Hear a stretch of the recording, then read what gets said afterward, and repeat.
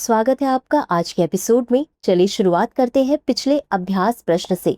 राष्ट्रीय अनुसूचित जाति आयोग की वार्षिक रिपोर्ट किसे सौंपी जाती है? ए प्रधानमंत्री को, बी राष्ट्रपति को, सी उपराष्ट्रपति को, डी इनमें से कोई नहीं। इस प्रश्न का सही उत्तर है विकल्प बी राष्ट्रपति को। चलिए देखते हैं इसके विश्लेषण को। हाल ही में राष्ट्रीय अनुसूचित जातियों के आयोग ने वर्ष 2023-24 के लिए अपनी वार्षिक रिपोर्ट राष्ट्रपति द्रौपदी मुर्मू को राष्ट्रपति भवन में सौंपी है। संविधान के अनुच्छेद 338 के तहत अध्यक्ष किशोर मकवाना के नेतृत्व में एनसीएससी ने अपनी वार्षिक रिपोर्ट प्रस्तुत की है। यह रिपोर्ट अनुसूचित जातियों के लिए संवैधानिक सुरक्षा उपायों की स्थिति की समीक्षा करती है, जिसमें उनके खिलाफ अत्याचार और अपराध भी शामिल है। साथ ही यह अनुसूचित जाति समुदायों के लिए चलाई जा रही कल्याणकारी योजनाओं और विकास कार्यक्रमों का विस्तृत मूल्यांकन प्रस्तुत करती है। चलिए शुरुआत करते हैं आज के एपिसोड के पहले प्रश्न से। धम्मचक्र प्रवर्तन दिवस के संदर्भ में निम्नलिखित कथनों पर विचार करें। 1. यह दिवस हर साल आषाढ़ पूर्णिमा को मनाया जाता है। 2. इसका संबंध महात्मा बुद्ध के गृह त्याग से है। उपर्युक्त में से कौन सा या कौन से कथन सही है या सही है? ए केवल 1, बी केवल 2, सी 1 और 2 दोनों, डी न तो 1 और न ही 2। इस प्रश्न का सही उत्तर है विकल्प ए केवल 1। चलिए देखते हैं इसके विश्लेषण को। धम्मचक्र प्रवर्तन दिवस हर साल आषाढ़ पूर्णिमा को मनाया जाता है, अतः कथन 1 सही है। इस दिन भगवान बुद्ध ने सारनाथ में पंचवर्गीय 5 तपस्वी साथियों को अपना पहला उपदेश दिया था, अतः कथन 2 सही नहीं है।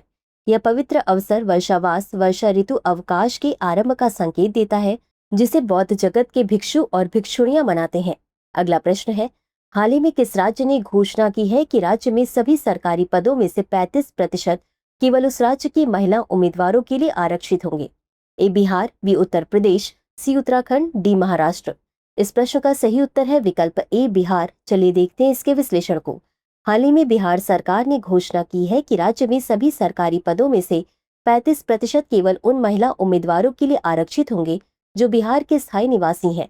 बता दें कि इससे पहले राज्य के बाहर की महिलाएं भी सरकारी नौकरियों में आरक्षण के लिए पात्र थीं। इस निर्णय का मुख्य उद्देश्य महिलाओं की सरकारी सेवाओं में भागीदारी को बढ़ावा देना और उन्हें सामाजिक तथा आर्थिक रूप से सशक्त बनाना है। 2016 में मुख्यमंत्री नीतीश कुमार ने राज्य सरकार की सभी नौकरियों में महिलाओं के लिए 35% आरक्षण की घोषणा की थी।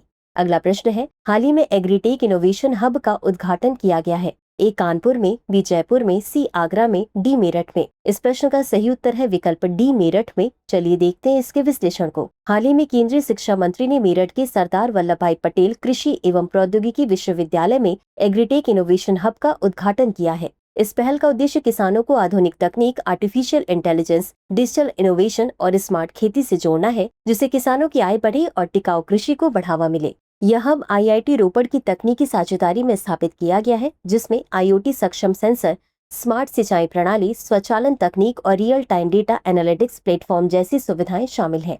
अगला प्रश्न है, निम्नलिखित कथनों पर विचार करें। 1. इसरो भारत सरकार के अंतरिक्ष विभाग के अधीन एक अंतरिक्ष एजेंसी है। 2. इसका लक्ष्य अंतरिक्ष विज्ञान अनुसंधान और ग्रहों की खोज को आगे बढ़ाते हुए राष्ट्रीय विकास के लिए अंतरिक्ष प्रौद्योगिकी को बढ़ावा देना है। उपर्युक्त में से कौन सा या कौन से कथन सही है? ए केवल 1, बी केवल 2, सी 1 और 2 दोनों, डी न तो 1 और न ही 2।